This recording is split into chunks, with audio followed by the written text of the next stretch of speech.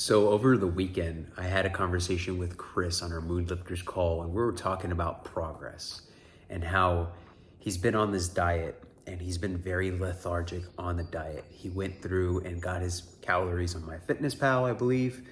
It told him, I think, 2,300 calories, and I believe Chris is around 350 pounds.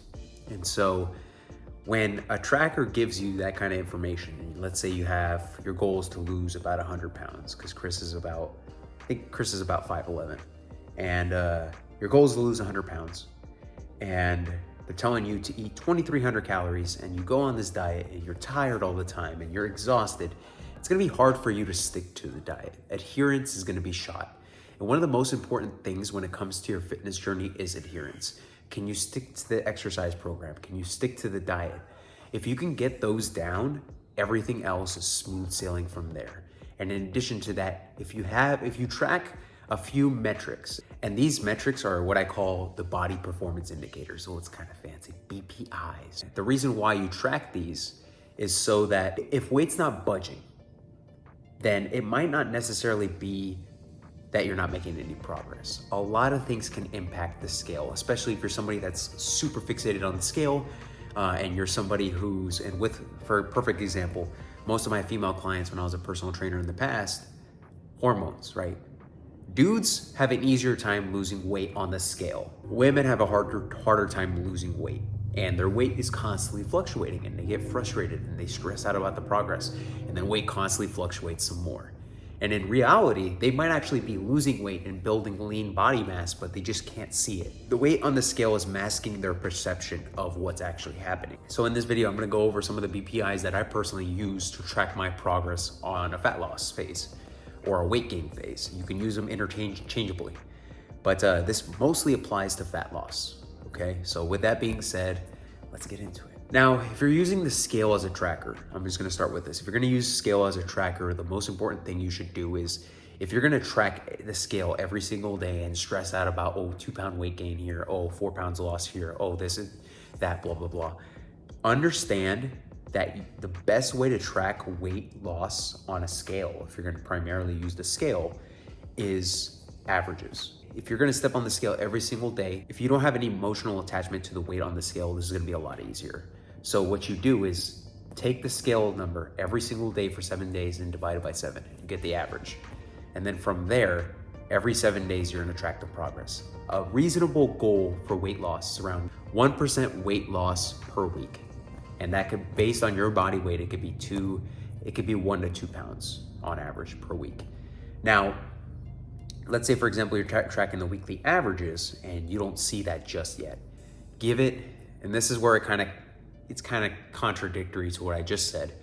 Give it 2 to 4 weeks before you start to see that consistency. Just understand that weight constantly fluctuates, it stagnates for a while, and then next thing you know, boom, you drop 4 pounds. Let's say, for example, you're frustrated that your 1% per week is a pound a week. And for 4 weeks, you don't see any weight loss, and then bam, you lose 4 pounds. There's that. Eventually the accuracy is there, right? But you want to take that into consideration as well. You need to take your time with it. I like to push a scale weight aside and really focus on the important body performance indicators that indicate that you're actually making progress on this phase. Number one, the indication that you're in a diet is that you're gonna have some sort of hunger, right? And it's not gonna be significant hunger. If it is, the calories are too low. If you're having this chronic and ravenous hunger, let's say, for example, there's just some cookies sitting right there and you're like, I'm gonna devour this entire thing right now, I'm just starving. Chances are your calories are too low. So you wanna get in this ballpark of where your calories are in a good area, where you have some slight hunger. And that's when you know you're in a phase of dropping weight. The calorie trackers may give you 2,300 calories, but if you're in a scenario like Chris, he might have to go up to 2,500, 2,600, 2,700 to see the weight loss progress. When you're on too low calories, this is where we're going into the lethargic aspect. If you're not motivated, if you have no energy, you become more sedentary and you become less active, and it's harder for you to lose weight as a result of it. And that's because the calories are too low. So even though the calories in versus calories out, in truth, is the law, right? It's the law of the land.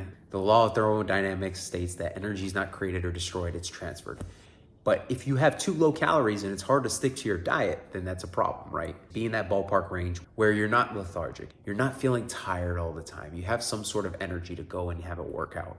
And that's also an indication that you're on a pretty decent diet. Another thing you should take into consideration is what I refer to with sleep. If your sleep is terrible, you're waking up a few hours earlier and it's just constantly hitting you, and you're starting to crave a lot of higher calorie content foods because you're sleep deprived, chances are the calories are too low. Another thing that you should take into consideration as well is your hormones. We don't want to drop our calories too low because for studies that I've read for men mostly, I mean women too, they encounter this, but their hormones get shot. And if you drop your calories too low, it's quite easy for your testosterone levels as a man to drop really quick. Ask me how I know that. I've been through a lot of diets and I've had some poor times. Perfect example, libido. 2 calories too low, you're gonna have a bad time in the bedroom. Just throwing that out there, just letting you know, guys. In addition to that, you gotta take into consideration workout performance. If you're not and I mentioned this, if you're not as active as getting into the gym, especially if you're watching myself or exercising for mental health, that's a problem. Calories might be too low. Try to get in the habit of going to the gym frequently for your mental health and then also for your physical health. Take that into consideration when you're on these diets as well. If you're getting the exercise in, then we can apply the nutritional practices. You wanna make sure the nutritional practices are good so that we have some motivation to work out, motivation to get some activity in, and so on. And this is pretty much what I track, right? I track my motivation to go to the gym. If I'm not motivated to go to the gym, my calories are really low. And this motivation applies to lethargy or fatigue. If I am so tired, my brain's foggy, all this stuff, and I'm wanting to nap and sleep and all that stuff, maybe my calories are too low for the diet. Maybe I should bring it upwards a little bit. Another thing is if my workout progress starts to go down, like I'm getting weaker really quickly at the gym, chances are my calories are too low. I might have to increase my calories a little bit. Poor sleep frequently, and you look at your calories and the calories are too low, chances are you need to increase your calories. Stress levels super high, chances are you might need to increase your calories. Take that into consideration because when you're on a diet, stress levels are higher as a result. A lower calorie diet is a stressor on your body because your body will use those calories for specific needs. It's a lot more complex than this, but if it can't fulfill all the needs, obviously stress levels will be impacted because it's a stressor on your body. It's harder to stick with if your stress levels are high and you get this hunger that's coming in because of the stress, because the stress and hunger can be essentially tied. Just wanted to interrupt this video real quick, guys. I created an ebook series called Lift Your Mood, and it's essentially 3 hacks that improve your mood and well-being. These hacks are utilized to help with depression and anxiety, and if you're interested in them, you can head on over to the link in the description below. Free download, get access to our free course content, and also gain access to our Mood Lifters Alliance community, where we essentially help people exercise out of depression. Now, with that being said, let's get back into it. If you can find a good ballpark range where you can eat as much as you can while still losing weight, that's the diet you need to be on. And this is why I preach a flexible dieting lifestyle, because it's not obsessively tracking everything. It's like this 80-20 rule where you're looking at these indicators on a scale of 1 to 5. We'll keep it like that. Make sure they're decent. And if they're not, you might have to increase the calories a little bit. It's okay to have calorie consumption fluctuate. You don't have to be obsessively tracking your calories. This is another thing we should take into consideration as well. If you get too extreme on the calorie tracking, chances are you're not gonna be able to stick with your diet plan in the long term, just because it's unhealthy. And if you do it the bodybuilding way where you obsessively track your calories, ask me why that doesn't work. I've been there, I've obsessively tracked calories, and it led to some eating disorder problems. That's what you don't wanna be on as well. You want to have this happy medium ballpark where sleep's on point, exercise is on point, stress levels are pretty decent. And these variables are constantly fluctuating, motivation, all that stuff. But we want to be in that constant fluctuation of that 4 to 5 scale, we're motivated, somewhat motivated, we're sleeping decent, we're not as hungry, we have some energy levels, our brain is not as foggy, etc. And we want to ideally not hit the bullseye every time, but have points on the board, essentially, that 80-20 rule. Be on point 80% of the time.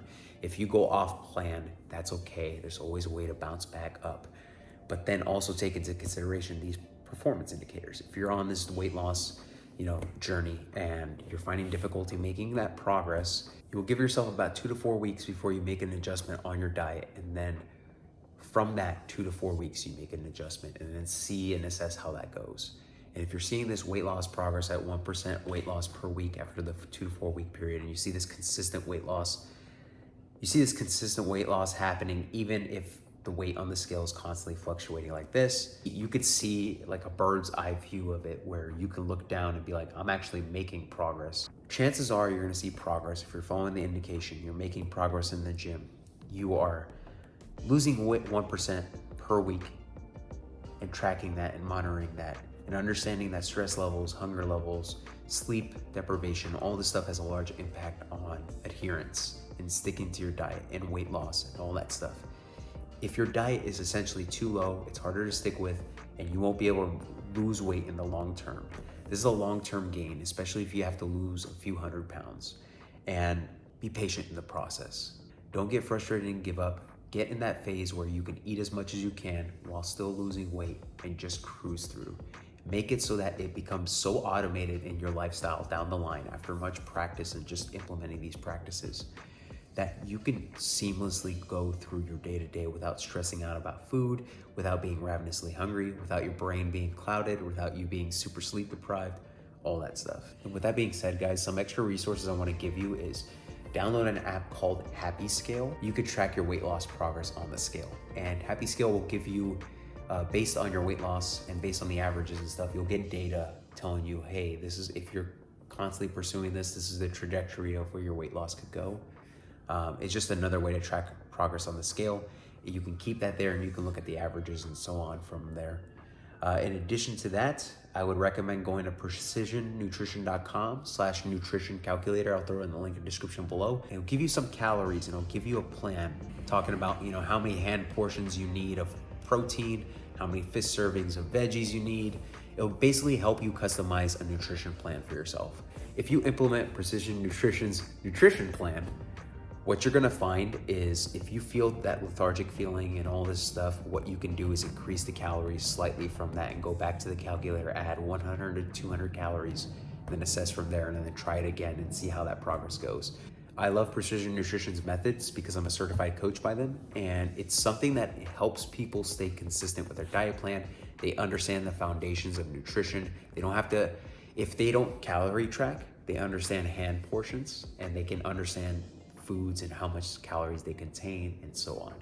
So with that being said, I hope this video helps. I know there's a lot being thrown at you, but if you have any specific comments or any questions, throw it below, let me know. Much love to you all. Thanks for watching and we'll see you soon. Take care. Thank you guys for watching this video. I have handpicked a video off to the side right here for you. So click on it.